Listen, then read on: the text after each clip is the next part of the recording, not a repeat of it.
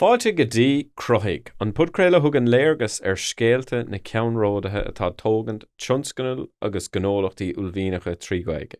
Is mise Daithí de Butléir, chlár Bainisteoir Gaeilge 365, chlár nuallaíocht tanga úras áitiúil Baile Cliath. Ag Gaeilge 365 credimid gur achfan luachfar í an Gaeilge, achfan a sevraíonn saorta phobal agus taucaí.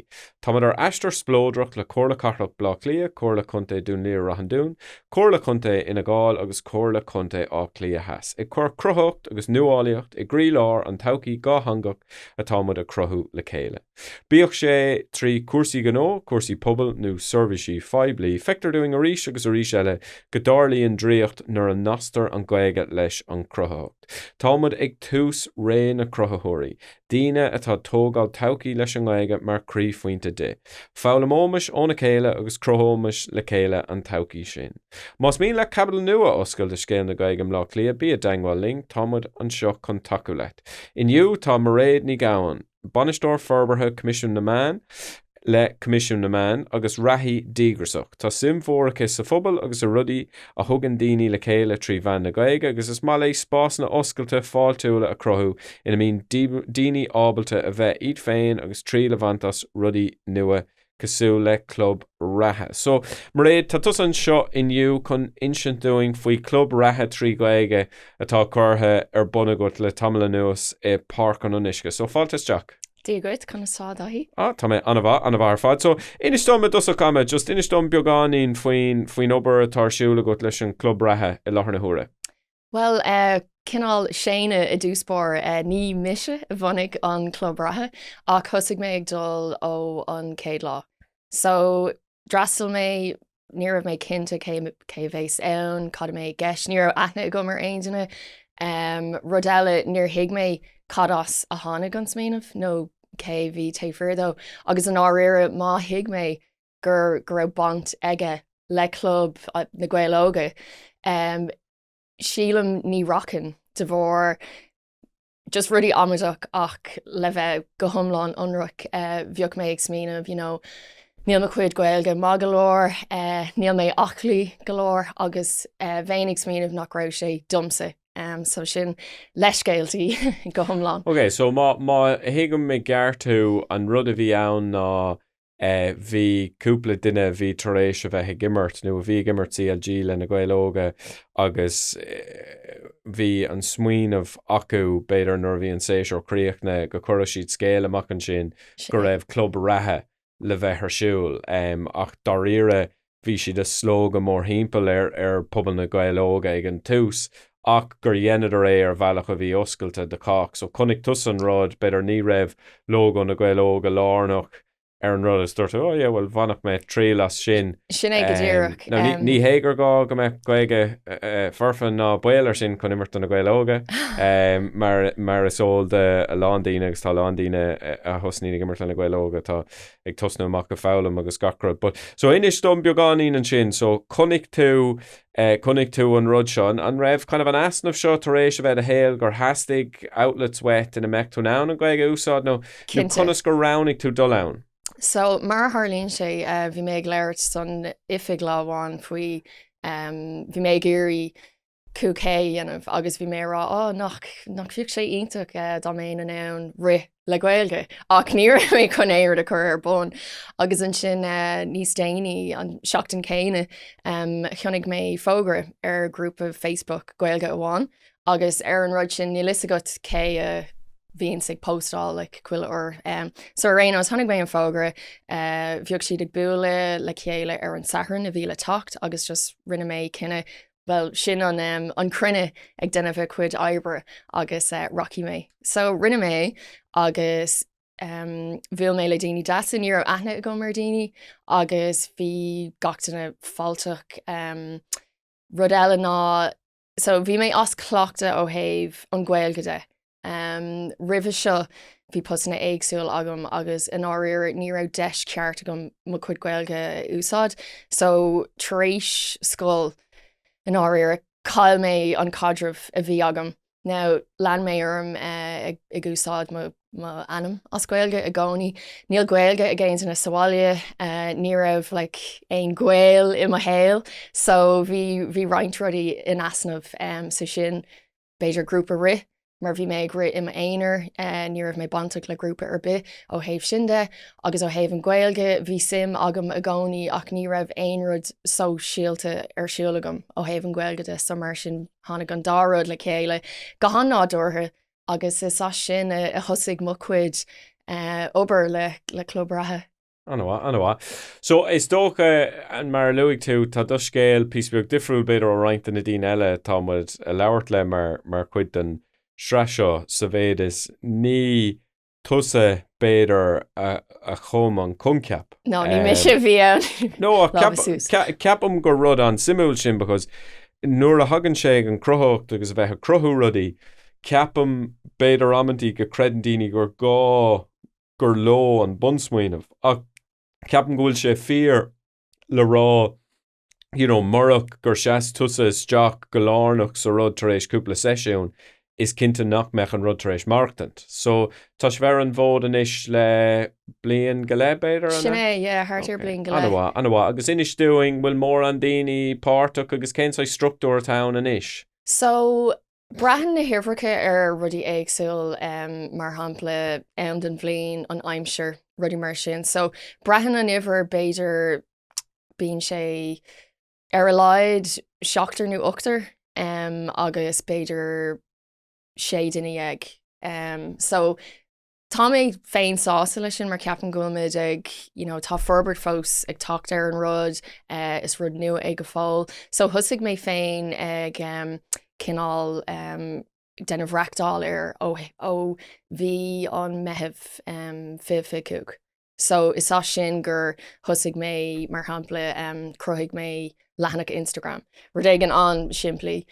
Rih sin bhí grúpa WhatsApp ann hena féin agus seolam phobal bre ann cuile seachtain le ihreacha all ó thaobh siúil agus Reatha. Sin rud eile nílirt ri, so is féidir le tacht agus siúil, is féidir le meascán an dá rud a dhéanamh orintanta buail an daoine isteach or an taréis an píosa aclaíoch just díreach le córá agus rud mar sin. So yeah, is féidir leat péróid a dhéanamh sa má aontainna a géisteach lei seo tá lánfáilte rib bheil nua a gcónaí agus ní léon brú ó thaobh an Gaeilge de. Now agus mé arrá sin is í an Gaeilge an man cumarsáid a núsáidmid, so caithfí go mé tú sásta de chud Gaeilge a úsáid. Is dócha tá a feiscint níos mú is níos mú rudaí den tuairt sin is rudaí tá fáilte ribh an ile duine ach gur mbeonn le chuna Gaeilge úsáid agus tá lán timplachtaí a mhaithinn sin atá in ann freastal ar daoine gur mbeonn le béarla leabhartach ní le nuair sin bíodh sé de chaintear lífan nó de fálamóirí nó daoine gan iardas focail amháin just gur mbeonn le bheith tumthe I timplacht ina bhfuil an Gaeilge mar an tanga úsáide. Agus aber so nuair a thosa tú rá le daoine, is beidir mínig dom beagáín an rud seo, cos má hiiscint ar an chlub ratha, bhí sé cinnín na tarlú, but beidir den kind of tháinig tusa isteach agus kind of ghlach tú kind of seileamh agus bhrú tú kind of an rud aráig. So mínig dom beagáín do pró sé smaointeoireachta féin, so tá tú a teachta isteach a rád atá, díreach tar éis tusnú amach agus, conas go níon tú, okay, well tá deis dom an seo rud níos fad termí a chruthú beidir ná an grúpa bhí annig an tús beidir just a hastig weithú a bheith písbeag níos aclaí a gur pell. Well, is tócha gur bhfuil sé bunathe ar na daoine a bhfuil mé le ann, so mar dúirt mé ní raibh aithne go mar daoine atá ann ribh seo ach is cóirde muid inis agus hiag mé gur raibh éileamh den rud seo rud den sort seo agus bhí mé géirí cinntiú go mé leanúnachas ann agus go leanaí an rud se ará agus fiú muna ra mé bantaach leis a hiile, like tásúlagam go mé sé fós ar an bhód agus tá cinnte go mé mar tá meascán de gcuoine ann so tá le bhéil éagsúil Gaeilge, le bhéil éagsúil ó thaobh an Átha agus freisin níl sé díreach daoine atá lonathe a mBaile Átha Cliath a bhíonn sound, so tugann beirt ó Cilmhantán mar hampla agus sin just chuann sé sin glundar ar macrí mar is it's fair trip dómh agus déanann siad é ní cuile seachtain ach ní gá go mbeidh aon duine ann cuile seachtain tá na daoine lárnach ann agus bhíonn siad ann cuile seachtain ach tá lánfáilte do dhaoine tachtain ar atá siad an ann. As aber mín gá cloisiam daoine go minic is bhfuil bhí mé géirí sin dhéanamh just ní raibh mé ann teachtar dóthain airgid lena dhéanamh an gádaíomh airgid a bheith goibh nó achfaní nó díreach just pí agracán is pí passion. Sin é agracán agus passion, so faoi láthair níl airgid ag tastal beidir amachchan seo níor smínig mé faoi sin go dtí seo. So no, just díreach má tá smíanamh ag agat nó grúpa agus tá siad a géirí rud a chur bon nach bhfuil ann. Má cála féin ná déine agus ná bíon mid ar fád ag smíanamh faoi na bachanna luag mé ag tús an cára seo go raibh mé féin ag tachtús le bachanna ó thaobh an chlub Reatha agus fiú rih rinne mé an cinenne le leanúint a raibh mé smíon bh beidir níl sé an ruddomsa ach tá, so déanann tú na leiscéalta seo agus is socha gur as agla a dagann sé agus ceapam tuigeann mid ar fád é sin ach níl airgid ag tastal a gcónaí. Cinnte tá an passion agus an sim fuinnimh agus fáine, so béirt bheith fáineach leat féin agus fáineach le daoine eile i d deir an spéidir bé mé ann agus ní hagann siad ach féidir láháin féidir láháin. Look an tarlíonn sin i gcónaí agus aber an raibh kind of plán nó an bhfuil plán soléir ann i gcónaí nó kind of an just aibríonn sibh rudaí amachtar ar a chéile nó is ócha mohiiscint is rud rialta town, so is gach sathern nach mór den blian ar fád. Yep, sin ag díreach. Agus is tócha cén sais cabhair é sin mar fecum bíon múnlaí difriúil le rudaí an ammantí ceapam fecum daoine a denmh stuff Gaeilge an bhfuil an tríú dánach don bhí denm with X. Bud ceapam ammantí go sé bhhad níos éasca rudaí anmh bhain seachtainú. Cinnte. Níl go caian an tríú dá. Yeah, didn't make arbit. So it just mínig don beagáín an rud sin faoi seachtainú agus an chuí conas go naibríonn sin díomh agus an é bhfuil an pátrún céine gach seachtain chuirtú na text na gach céadaí nó conas aibríonn sin. Sin é, so faoi láthair chum an text amach chuile seachtain le phobal bre. So tá an grúpa WhatsApp agann agus faoi láthair tá níos mó ná gach daoine ann mar bell. So tá a bhád níos mó daoine ann sa grúpa ná mar bíonn sound ar an sathrann. Ach béidir mar dúirt mé béis si down amacint agus ar leid tá sim léironn sé sin an méid sim béidir níl an sih arúnach dómh nó péiscéile. So ar aonas seolam takes isteach chuile seachtain glacham roint greengraph chuile sathrann freisin díreach le mearúcán ar thuirt a gcuoine táid an seo táid down tá fáilte rót agus freisin denam iirecht béidir tagart a dhéanamh de daoine nua nó daoine nach raibh ann le tamil. Now ní luúan méid a anam nuaird mar sin ach just rud éige mar agus ionach das ar cóide eiscin de rís trééis tamil nó ionach das aigeanna nua eiscin linn inniu agus margóní tá fáilte rih bheil nua. So faoi láthair sin an cinál stíl atá ann ach ceapam go méim bé simigam cuiste a chur le chéile le cruth níos formúil le chur agus béidir forbert a dhéanamh bhar. Agus aber so cruth formúil an banan sin a meic sibh a smaoinemh beidir a dul a dro go mbeadh rointain a buil a ghlachapát a rásanna agus rudí an tuairt sin? Sin é, ceapan go méid sé sin thar bheith simúil agus freisin béis sé an simúil nasc a dhéanamh le clubanna eile mar ceapan go bhfuil beidir gá clubratha eile le Gaeilge I tealacht sílam nó amach an bailach sin nílam go thomláin cinnte agus tá grúpa eile a dhéanaan beidir ní bualann siad le cuiile sathrann ach déanann siad é ó ann go chéile. Gus ceapan go mbeidh sé go deas cinál gréasán a chur le chéile agus sin é páirte ghlacha I comórtas nó dúthláán a dhéanamh dúireach rudí nua, bantraí las rudí nua. An ceapan Gwyl an rud sin an a hábhachtach a gcónaí is nuair atá daoine a chur eagrair thu féin mar chuid a clubbaní is gachar trígaige ach I ghlacha páirt I gná comórtaí mar a ghlachan éon club ratha nó club sport nó club drámaíochta mar is tócha gur sin an normalútanga. You know, as well, you just tamid na denmh seo trígaige, but like tamid an ghlacha páirt I gná móna an tucí as is tógur sin an cumatá ar chuna sucí gá hangach rud tá an simú. So ó hih dúthláán, like tá an dúthláán chun cín hagar tú de reinta na dúthláán hena féin, so bíon, you know, is dócha, you know, amantí gúil tú asúla detnar tá an cúigar. Tarlíonn sé. Chuir so mar sin is Stockart? Ní churann, no, mar tuigim like sin. Ní tú breanúir an car clós or breanúir de úr or breanúir an car No, clós? níl gealam díobhní and ní mis a bhí ann. No, ní bhíon burtha faoi sin, mar ar a leid sin cahar nó cúgar breise.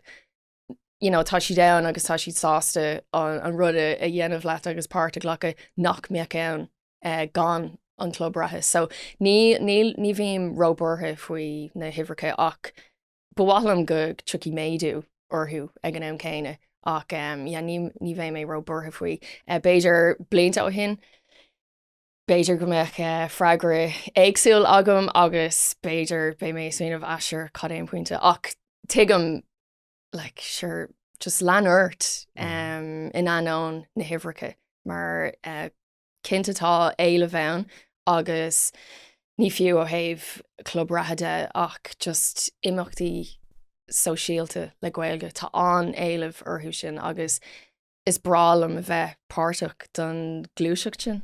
Yeah, anna bha. Is dóch as an rialtach sin hagan fás freisin, you know. Sin é. So yeah, no, sin an spreagúil ar fad. An aber cad é so an ó thaobh de discourse inmheánach féin, so you know, cos bíonn seachna ann lena rudí se ar fad, like better seacht an gnóthach san obair is like, oh, like céim fág go denmh seo. Cad bhíonn tú rála féin sna hamantí sin?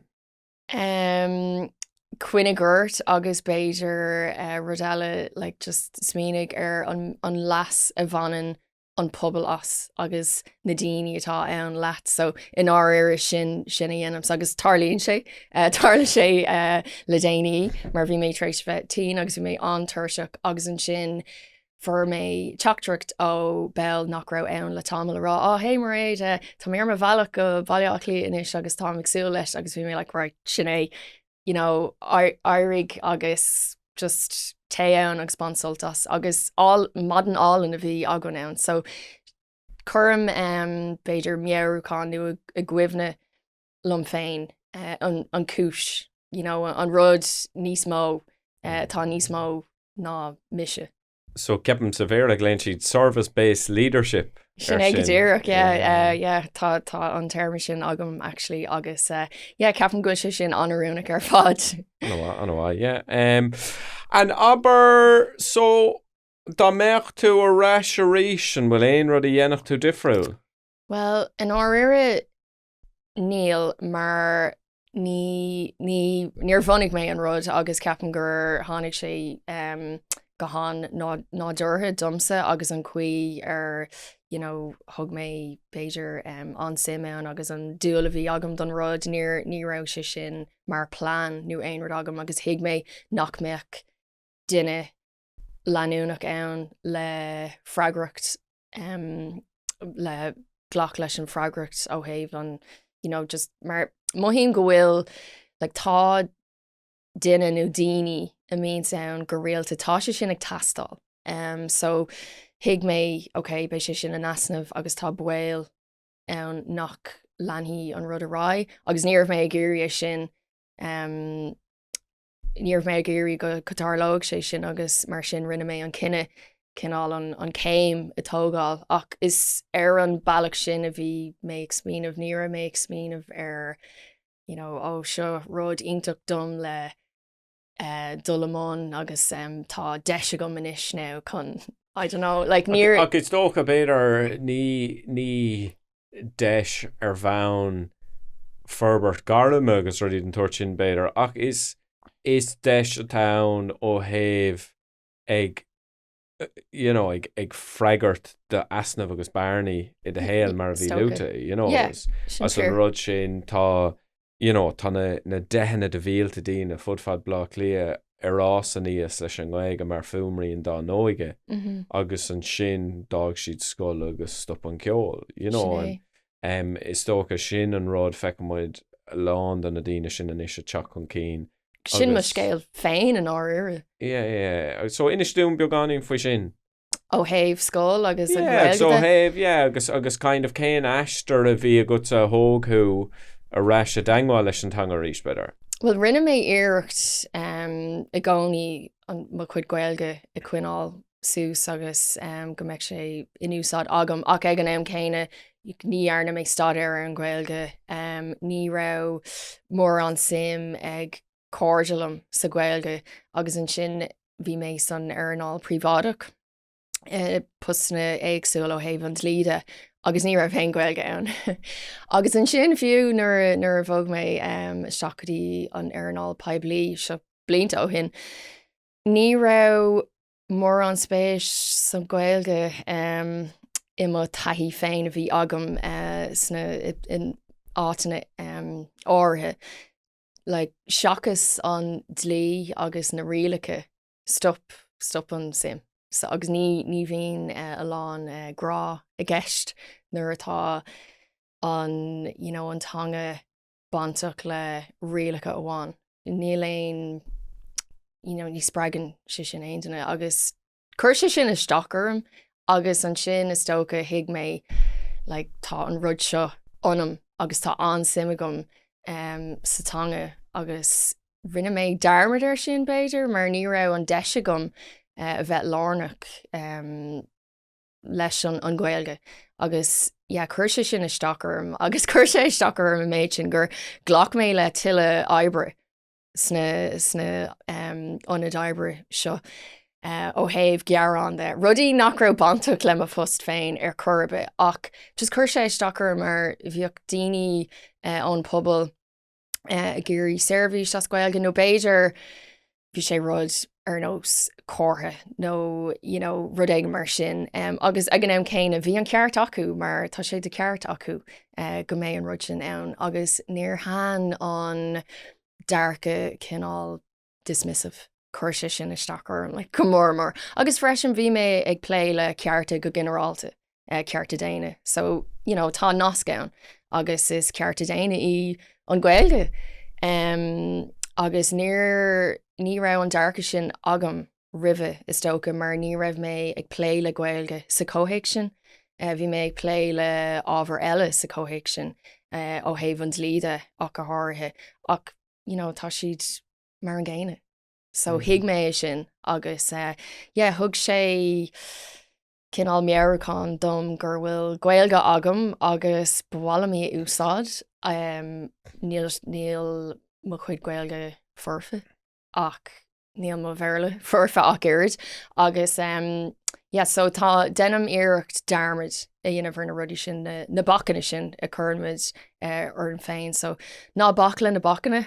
úsáid an Gaeilge atá agat agus is linne with ar fád an Gaeilge ceapam fós go bhfuil like cur rudaí orthe isteach anam ó thaobh winning de agus an Gaeilge mar bhuail mé le daoine nó beidir siomh na áirithe agus clois mé an terma seo lífa lufa just like is fiúla mé sin tá sé sin go hangis like ná bí rá rudí mar sin like má tá Gaeilge álan a go féin ionach clás ach tá an táirt freisin mar dúirt mé níl Gaeilge sa bhaile, ní raibh aon Gaeilge sa tach agus méid denmh má obair bhí cuiile léir bhí agann i Mairéad.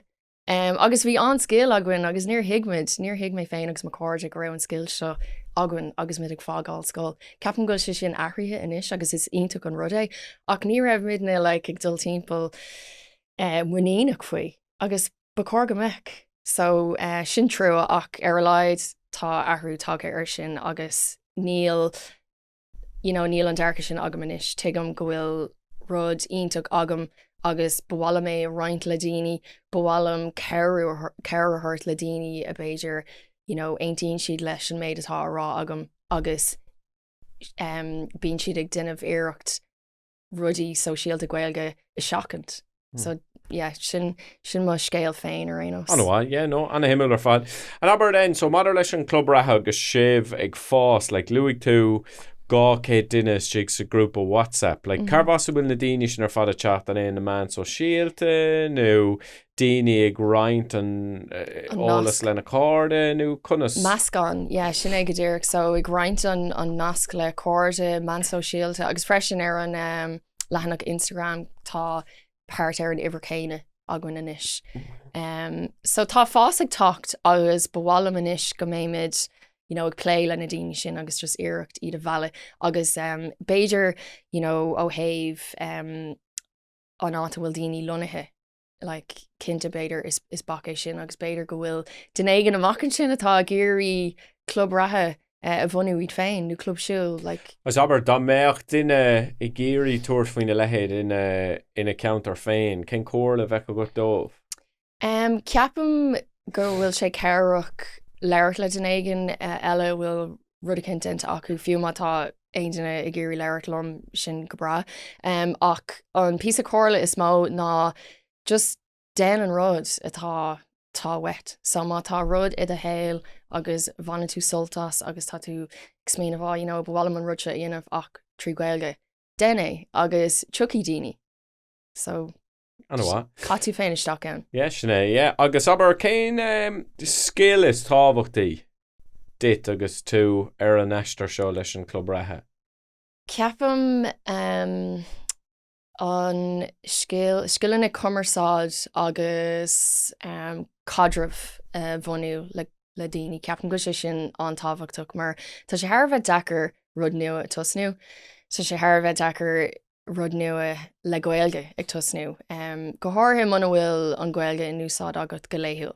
So tá an winning agus misneach ag tastal agus ceapan go sé an tábhachtach daoine a chur ar a thuúbhnas agus siad like nuair tá si da leat agus tá si tréis an turas a dhéanamh. Is conas a dhéanann tú sin? Bíam cordial fáilteach agus bíonn sé ní cén Gaeilge tá ar authentic. Ceapam go bhfuil sé sin an tábhacht an mothúcán sin a chur nuil go soléir agus sinna dhéanam. Agus mbeonn sin gus feicim seo daoine tá ag aigrú rudaí agus aber beidir tá tú ag aigrú rud le cúpla bliain agus bíonn daoine an go rialta agus tá tú cardú go mála an éon tagann daoine nua. Agus ammantíon rud is éascar da ná go fannig tú ag leabhart le do carda. De chuid carda. Ach beidir den ba díma ort nuair nach bhfuil na daoine nua sin ag teacht a reis. So chuna sa lábh seáil agus tá cinneacht sin as an cinneacht áiltúil sin. Is féile sin a bheith tíirsiúil, cos bíon ort cinlíonn níl tú denmh an rud is compórdaí a gcónaí. So inis dom beagáín de cuircaige le rudaí an tuairt sin. Well, ein tíim le cuiile rud atá ráta agat an sin ach ceapam go bhfuil sé cótábhachtach sin gur bíú é agus céigeach sé níos éasca leanúnta ráig leirt le na daoine a bhfuil méid tréis aithne a chur orthú tríd an club ratha so ní raibh aithne go marthú ribhe seo.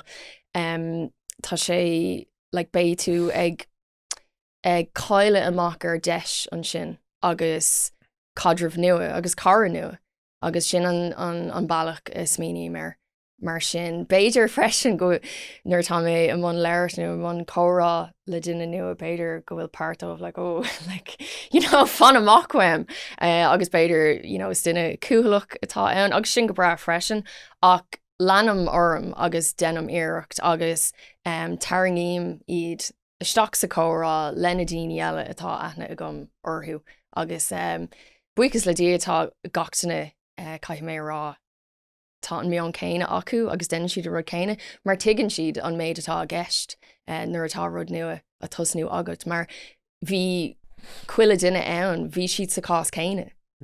As ceapan sin ceann an rudaí atá an speisialta faoi lán den na cótheics na Gaeilge tá fás is tá gachtainna tán a dahíar bheith an duine nua agus tá bhar bíon na spásanna anna fáiltiúla agus bíon gachtainna i ggéirí an lámh cardúil sin a híine amach rud atá an cuachtach.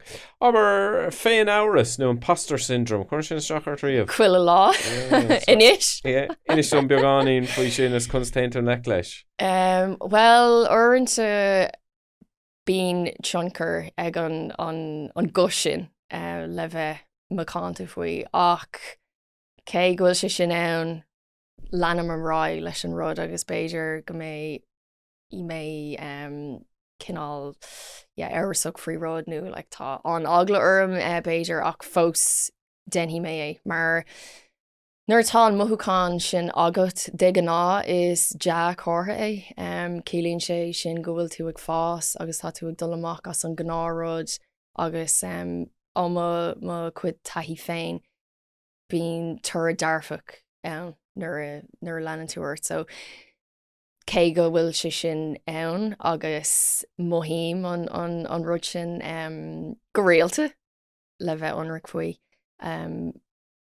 díreach just deirm lom féin ok tá an rud seo wet nó tá duine an rud seo bé tionchar aige agus dul an lech leis an gutúilteach beidir as an picture mór smíing ar an picture mór i gáí denna méireachtééis sin aanamh ar rénos. Anhá. As aber cad é an aisling is fiána atá gut an chlub ratha? Fián is even lom an focail sin. Beidir go mé chlub ratha ar fud Baile Átha agus ar fud na tíre. Rud mar sin agus gréasán mór méalteach dún agus glachan mé páirt sa marathon agus cuile rud mar sin. Beidir rud mar sin mar tá daoine níl mé hain le ionach ag an ri ach tá daoine ann atá anmha. So ceapan go bhfuil a lán spás don forbert agus an fás sin. So As mín sé dechar freistal ar measc an caighdeán ó thaobh ri? Ní bhéin mar just is rud bíon chothraíocht ann go nádúrtha agus beidir go bhfuil daoine tarng siad iad féin siar mar tá siad a géirí leirt. So is meascán don dá rud tá daoine a géirí deis ri ach is dócha go bhfuil an Gaeilge an rud is mó dómh. Mar sin níl a lán omíocht down ach beidir go mé machchan seo.